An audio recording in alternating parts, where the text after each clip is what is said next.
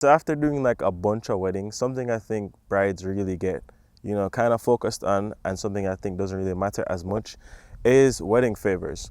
Now, I think they're a really nice thing to do for your guests. It's something cute they can give to them that they can have. But a lot of times, leaving a wedding, you'll often see most of them are unopened. They just end up being there. And it's not to discourage you from doing it. I'm sure if it's something important to you or meaningful, you can find a way to incorporate it. But don't let it be something that's going to be a deal breaker or stressing you out, because a lot of times they really often go like untouched. And this is coming from someone that's done it, hundreds of times, where I can see, effort has gone into something, but people tend to not care. Maybe we can find creative ways to incorporate them, but yeah, they're not really that big a deal for most people.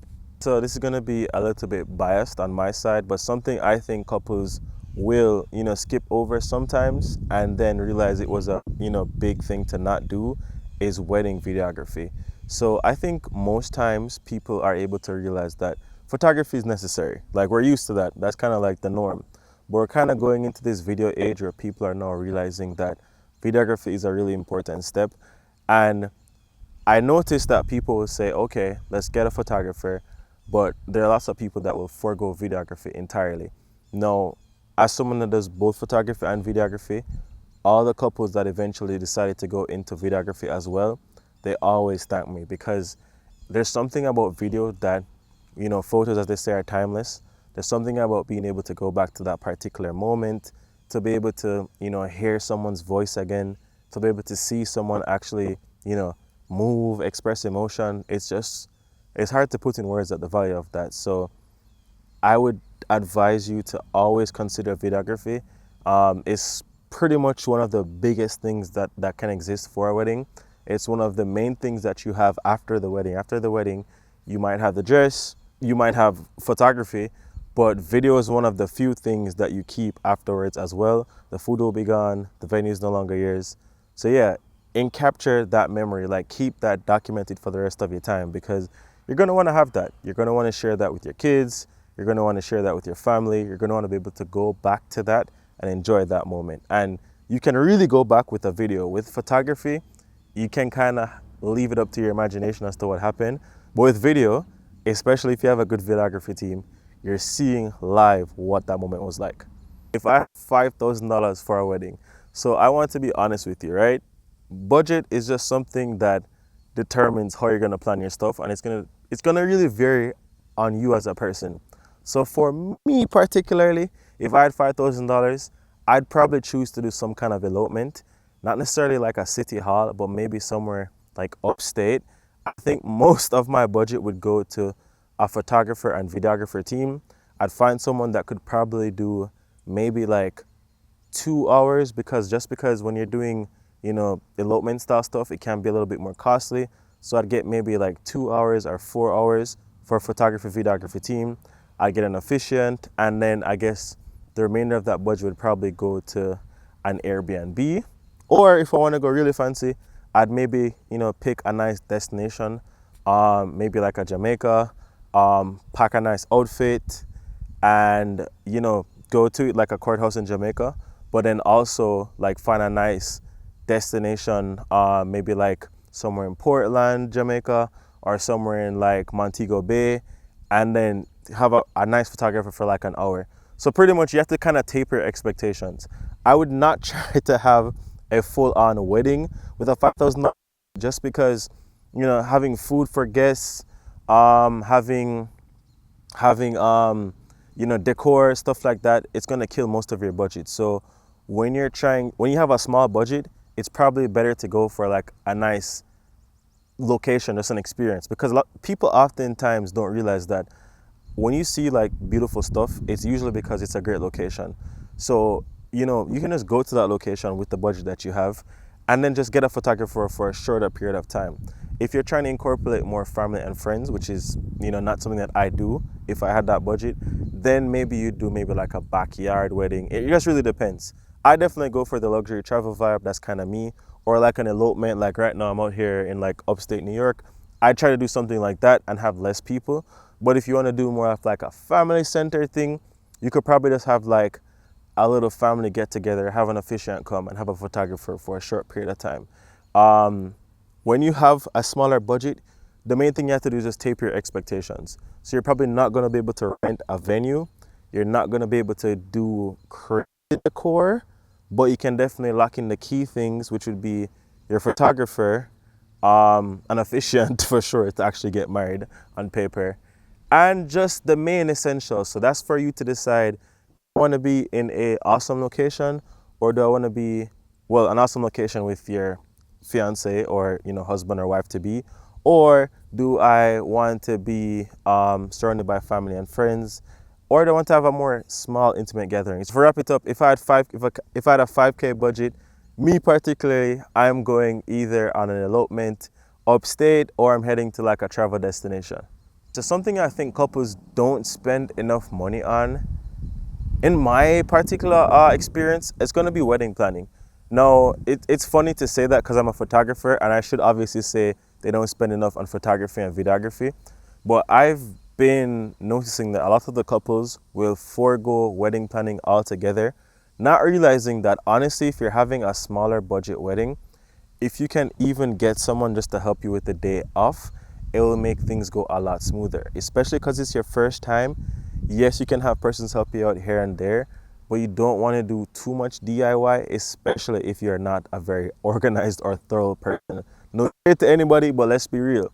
You're probably not that organized generally, and when it comes to your wedding, that's organization times 10. So try to get some kind of day of coordination. It will help you overall. It will help your photographer. It will help your videographer. It will help you. That is something I think that persons should spend a lot more on. I'd also go ahead and say their photography and videography, but just being genuine, I think me advising persons to do that more will help them all across the board, because even a good planner is going to tell you that you need to have a budget for your photography and videography. In most instances, they're going to want the same thing for you. They're going to want you to get better photos, better videos. So yeah, get a planner and you're definitely going to see your stuff increase and get better. So a big misconception I think people have when it comes to wedding photography is that we are inflating our rates because you're having a wedding. Now listen, I want you to understand that wedding photography is arguably one of the most difficult things to exist. The reason being, in most instances, I'm on a shoot, I have the option to redo shots, right? Live events are everything times 10, and especially when it's an emotional thing. Weddings aren't just me snapping pictures, it's also me, maintaining the vibe. It's also me, reading the room. It's also me assisting you in any way I can. I'm not just there to snap. If something happens and you need my help, I have to do that. And that is something that we have to incorporate that when we're considering how we're going to be pricing clients. Because truthfully, I ask photographers all the time, hey, would you do wedding? And they tell me no, because weddings are very intense, right? Like when you're paying for someone to come and cover your wedding, you're paying for years of experience. You're paying to make sure that they're not gonna, mess up for important moments. You're paying that they're gonna have the bandwidth to handle you when you're probably not at your highest point, because it's stressing for everybody. It's stressing for the vendors, it's stressing for you. And people might think that, okay, it's an inflated industry, but you have to really be honest. Like, you can't put a value on certain things. Like, I've had clients where I've done videos for them that have made, millions of dollars. But if we missed a moment, there was no emotional attachment because we could always go back and shoot that. Whereas with a wedding, you're walking down the aisle once, you're, dancing with your father on that dance floor once. So it's like the pressure that we have to make sure that you are satisfied in the end. That is why we have to charge a premium rate. We can't just take any random person off the street. It has to be persons that are used to dealing with people, that know how to properly carry themselves, that know how to talk to people, that know how to handle high stressing situations.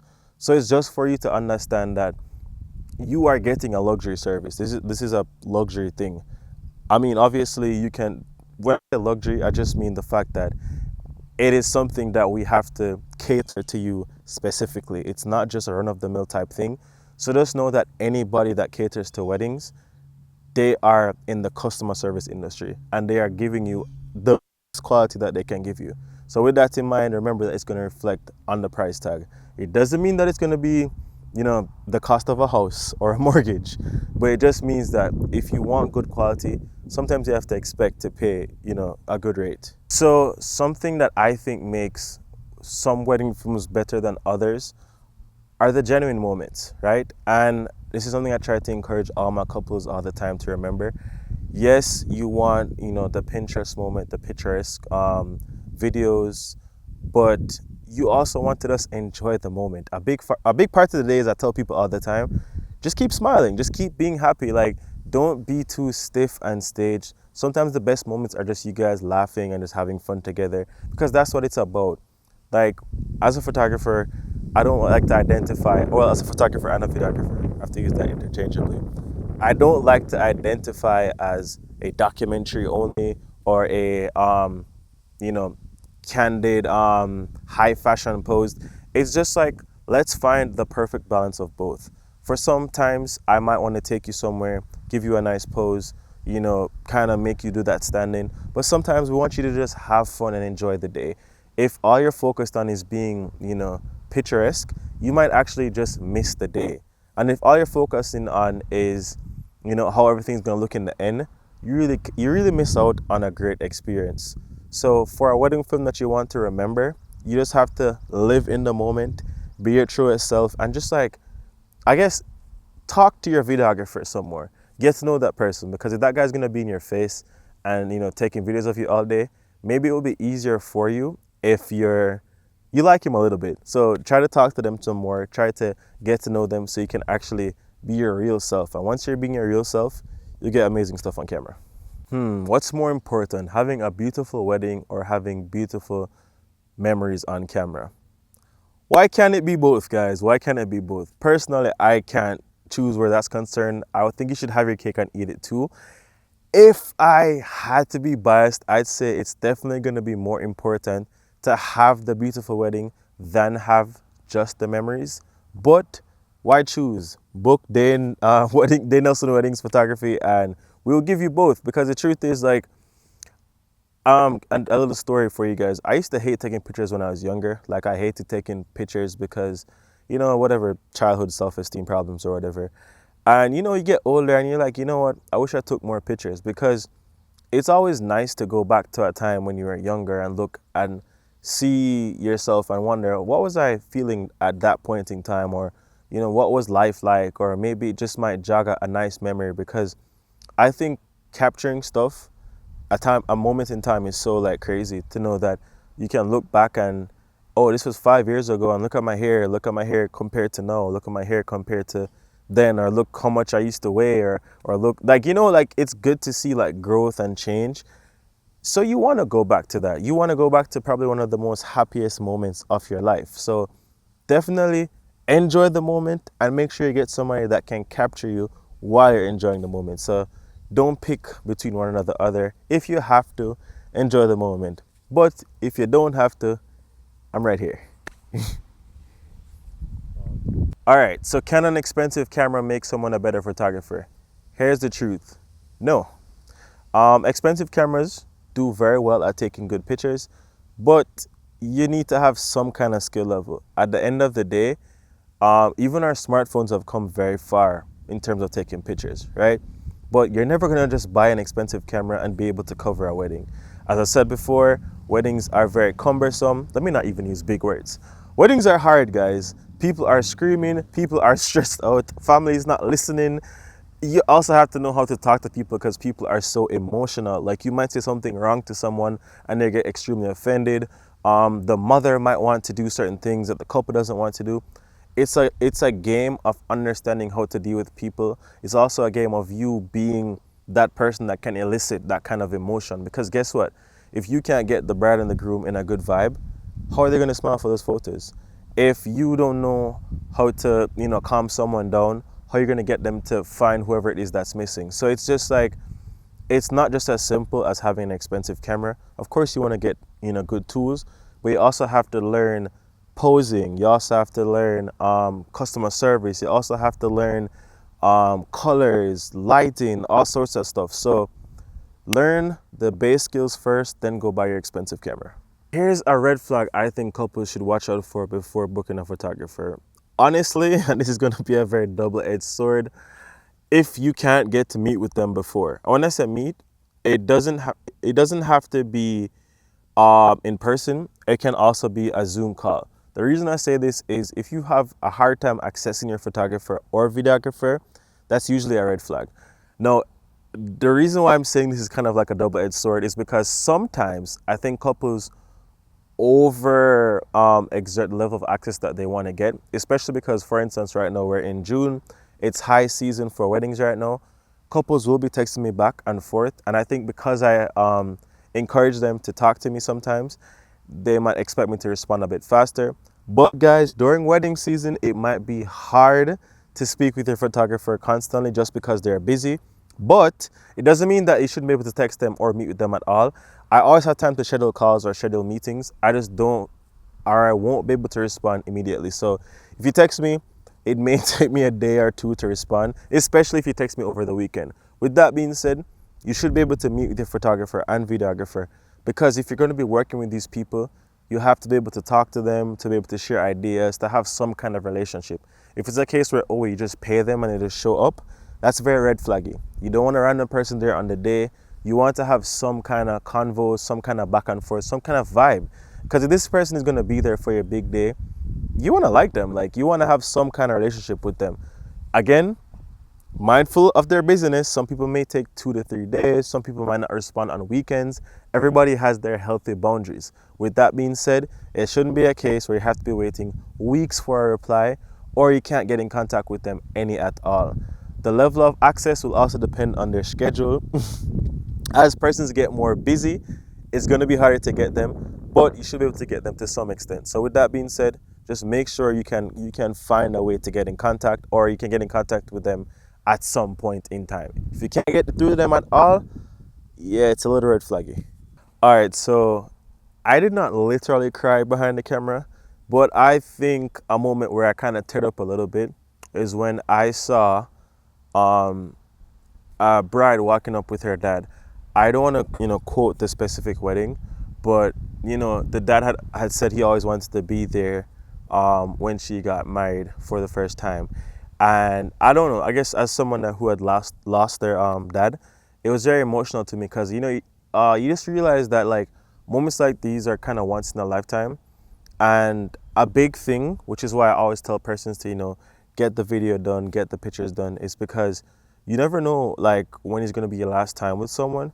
So to be able to go back and, watch that moment over and over, and, see that person be so happy for you, whether that's going to be your dad, your grandma, your aunt, or your best friend, it's just really nice to have those moments captured where you can relive that. Like, I always encourage persons to just, have a way to go back and reminisce on that, because, life is meant to be lived forward, but because we're always moving forward, sometimes you have to just, slow down and remember, like, the good old times. So I felt like seeing that and being like, it's such a nice moment to experience that with a father, made me kind of feel a little bit teary-eyed, but very happy for the bride nonetheless. Like, I'm not jealous. Like, I wish her the best, and I'm glad she got to experience that.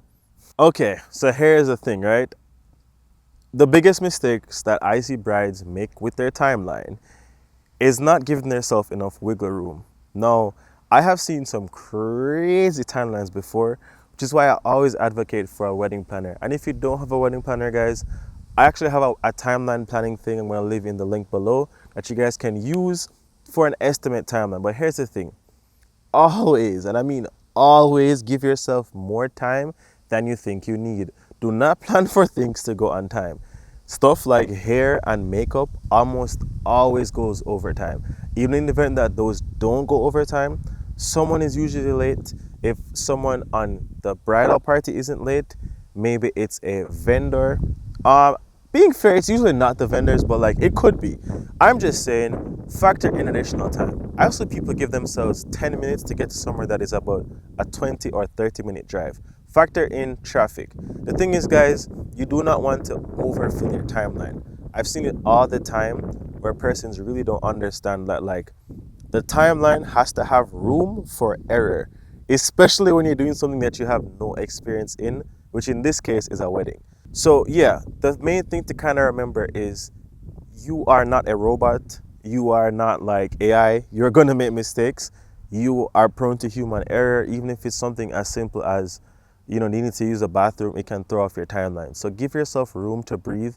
Don't overpack the timeline and be realistic with time. Like, if something takes 10 minutes to drive, there could be traffic on the road. Give yourself 20 minutes. Give yourself 25 minutes. Listen, we all make mistakes. It's better to have less things and we have extra time, which is probably not going to happen, than have no time whatsoever. But for the persons that don't have a timeline or a planner at all, we have a timeline planner below. Just click the link and download that, and you should be able to get that going. So one thing I think that causes a lot of unnecessary stress on the wedding day is sometimes persons trying to help but not really being on the same page as the couple. So for instance, I've seen, aunts and uncles and even mothers sometimes try to play an extra role. I feel like if you're gonna have help from whatever family member or person, please discuss that ahead of time so that if you're giving them a role, that you guys are on the same page. I know lots of times you probably don't want to tell someone that you don't want them to do something because you don't want to hurt their feelings, but it's better to have that conversation before the wedding day. Please, we don't want to hurt anyone's feelings on the day. So try to be as transparent and try to have everybody on the same page. It's good to have family help. It's really helpful to have someone that's, knowing people on the inside, but we don't want them to be playing roles that they should not be playing, especially if they're involved in the wedding. So we don't want them to be doing random stuff instead of getting ready or instead of actually doing their job, which is, getting you through the day, making sure that you're okay, and etc. So yeah, make sure everyone involved is on the same page. All your vendors as well as your family, and that'll save you a lot of time. So if you're a bride and you hate being in front of the camera, first advice I'm going to give to you is relax. So I know people hate to hear relax as the thing to say, but honestly, it's the truth.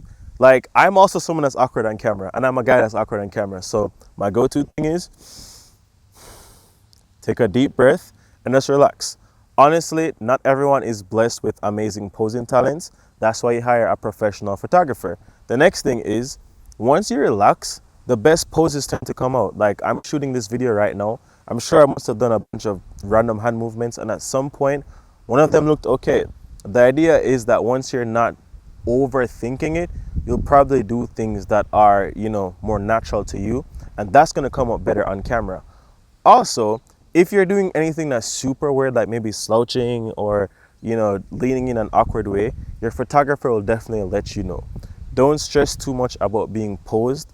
Once you're in the moment, enjoying yourself and you're, having fun, those will always be the best pictures. Even if it's a picture of you, laughing and your teeth look funny, that is the natural version of you, and that is going to look best. And when you go back, when you looking ahead 10, 20 years from now, that's what you're going to want to see.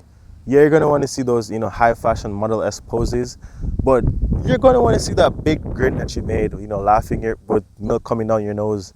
That's the vibe that you're going for. The real authentic vibes.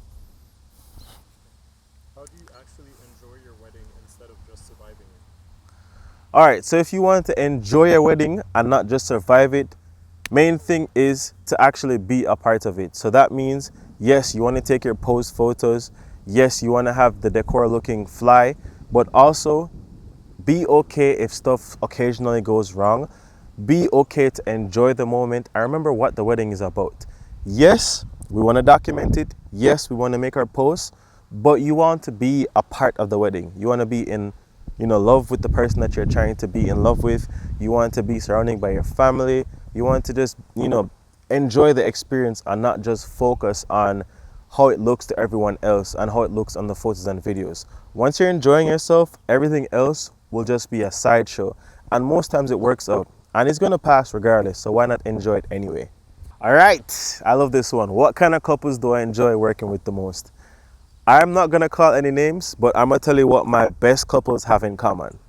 They are usually, I'm going to use age actually. I'm not going to use age. They're usually close to my age, but I won't use age as a factor. They are usually very nerdy, and I use nerdy in a good way. I love my nerdy couples. My couples that like sci-fi, my couples that like anime, they're always my favorites. They're also very travel oriented. I'm a travel guy. I love outdoors. I love hikes. My favorite couples have always been travel people. One of my favorite couples just went to Japan the other day. I'm lying. Two of my favorite couples went to Japan. If you're going to Japan, you're probably one of my favorite couples because that's also my dream destination. Well, one of my dream destinations. What else do my favorite couples have in common?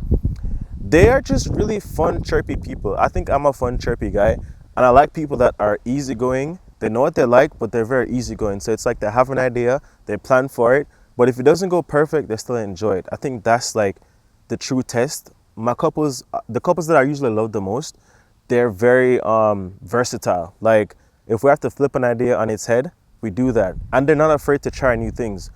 I've tried so many crazy stuff, and for all the couples that I've had the most fun with, they were never against it because it's just in our nature to be creative, you know. So if you're a travel junkie, if you're open to creativity, if you are, you know, not gonna be beating yourself up because the napkins weren't folded in a particular way, then you're probably my type of people. My type of people that just enjoys the moment, that enjoys being around their friends and their loved ones. And also, they had really huge weddings. They had super big guest counts. I guess they're kind of like sociable people, or actually, they're a bit shy, but they're also like very sociable. So like, even though they were shy, they had pretty huge guest counts. I don't know, like, I wonder if that's like a typecast. Like, they're really shy people, but they have a lot of friends and a lot of family. So both of them had like, I'm thinking of two couples particularly. I won't call any names, but they had really huge guest counts, and they both went to Japan. So yeah, very, and they both liked anime. So yeah, I have a idea in mind. All right. So why did I decide to focus on weddings? So backstory for me, I used to do all kinds of photography. I used to do fashion, commercial, real estate. I decided to go into weddings particularly because I felt like I was doing so much, but there was just no real purpose to it. And it's interesting because I'd already kind of known that weddings were like a big thing for me, because every time I did a wedding, couples would always become like really close to me because they appreciated me. They'd call me for all kinds of events, for birthdays, for parties, for all kinds of stuff. But it just never really honed into me that when you do someone's wedding, it's like the value they place on you is so big versus anything else. Because for instance, you do a commercial for like a big brand, right? You get money, you get paid, but you know, 2-3 years time, nobody cares. I literally have couples that have watch parties for certain events to go back and rewatch their wedding day. I have couples that, you know, they never stop speaking highly about me. They say I'm a part of the family. And it's just like, you know, gone are the days when you could just do work, get the money, and it's okay. Like, I want to feel like I'm doing something that has a purpose. I want to feel like it's not just like random shots. It's like people look to me as someone that really did a great thing for them. And it feels nice to like have a craft where you're appreciated. You're seen as someone that's like a big deal. I don't want to be this person where you don't really like, it's just a means to an end. I want to be the person where you're so appreciative of the work that I did, that you show it to your kids, that you show it to your family, that you always go back to it and you feel like a sense of joy. So I think for me, I just wanted to do something where I'd be appreciated and be like valued. Because honestly, for the longest time, I feel like I wasn't getting that value. Like, the work was great. I was getting valued in terms of, yeah, they thought the shots were cool, but not the love, you know, like I want the love. So yeah, that's why I did weddings. Would I rather have a luxury venue with okay photos or amazing photos at an okay venue? This one is so tricky. This one is very tricky, and the reason why I say it's tricky is because personally, I love grandness, right? Like, I love luxury locations, whether or not I get pictures or not. So to me, I think a lot of the times the photos really do boil down to your location. Yes, you can always get like amazing photos in regular locations, but having a picture at a castle or like a lake versus having a picture at a banquet hall is just a different experience. So with that said, I think just for my overall experience, I'm probably gonna choose the luxury venue and the okay photos, because also, separate and aside from the photos, I'm also gonna be at the event itself. I want to enjoy the event. I want to be in the area and feel good. Like, I like premium stuff. I like luxury stuff. Like, I want to be at a castle. I want to be in the mountains. And luxury doesn't have to look the same way for everyone. Luxury might be out here in the mountains. Luxury for you might be in the desert. It might be at the beach. It just really depends. But I don't think I want amazing photos at like an okay venue, because honestly, I want the nice venue. I want to be at the, like, for me, I want to be in the castle. I want to be next to the beach. Like, I want that experience. So yeah, that's what I choose. All right, so 20 years from now, here's what I think couples are going to value the most from their wedding day, right? For the persons who did go on to have kids, I think they'll value that they can go back to that video or those pictures and really show them a time that, whether they were a part of it or not, that there was so much people that would have seen, the love that their mom and dad would have had together. For the persons that, probably didn't go on to have kids, they can, go back and look on, all those different family members, all those different friends, because life is interesting. You can imagine, like, so many people that have been there together, they've maybe moved to different countries, they've probably, some maybe have passed. It's like, it's just interesting to see how much life can change in even 2 years versus 10 to 20. So it's like, it's literally a flash into like a different, like, for lack of a better word, like a different generation. I mean, I think a generation is more than 10 years, but just saying, like, within 10 years, some persons would have been entering their 30s, their 40s, some persons would have been entering adulthood. So to me, being able to go back and relive a moment, especially in high quality so you can see what was happening, I don't think you can put a value on that. I don't think there is a physical dollar value I could put to be able to go back and watch a video of my father, to see, him saying stuff about me on my wedding day, or to go back and see a video of, someone who I haven't seen in years. I think things like that are like super invaluable, and they'll be something that, you'll cherish to the end of time. So yeah, capture everything as much as you can. Like, even in your day to day, let's ignore like it being a wedding. Just enjoy your time here with whoever you're here with, because those are the things that you're going to look back on and, really cherish. So, 10, 20 years from now, you guys are still together, you guys are happily together, go back and watch that. Have an anniversary watch party. Go on a nice vacation and enjoy it. Put on back the outfits if they still fit, and just like really reminisce on everything that's been accomplished and done. And I feel like, aside from even the videos, just being able to remember what you felt on that day, that is something that's going to give you like a lot of joy.